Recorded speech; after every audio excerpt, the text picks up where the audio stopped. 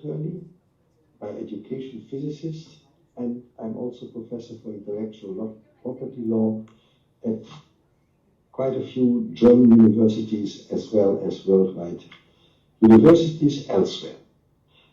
I have the pleasure today to welcome you at the Legal Tech Meet, which is going to take place later this year, namely, which is going to take place this year in the form of an IP and Leadership Global Summit 2026 in India, one of my favorite countries in the world.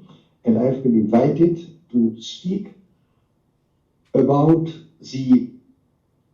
when I speak to you here, when I record this message, still forthcoming into life of the PMAC, the Patent Mediation and Arbitration Center of the Unified Patent Court, which will be located in Ljubljana in June, and speaking here to you today on the 29th actually of May. It is still a forthcoming event which is going to take place in Ljubljana on June 1 and June 2, where I'll also speak as a mediator and arbitrator appointed since January of 2026 of PMAC. What I would like to focus on is how PMAC interplays and may change dramatically the way in which licensing in technology related patents and particularly so-called standard essential patents might be handled in the future. The problem is, at the moment, related to something which my partner in Boehmert, Melanie Müller. Ms. Müller is a forthcoming professor for intellectual property law and a well-known author, speaker in the field of trade secrets, and is together with me since more than 2 years the co-editor of a handbook, Trade Secrets Throughout the World, TSTW, which we are, that means Melanie and me, are handling, administering as followers to my dear friend, the former president of LAS International, late Mr. Melvin Jacob. Why is PMAC so important?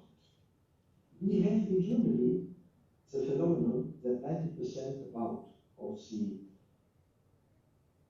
GDP, of the domestic product of our industry is made by small and medium-sized entities, SMEs.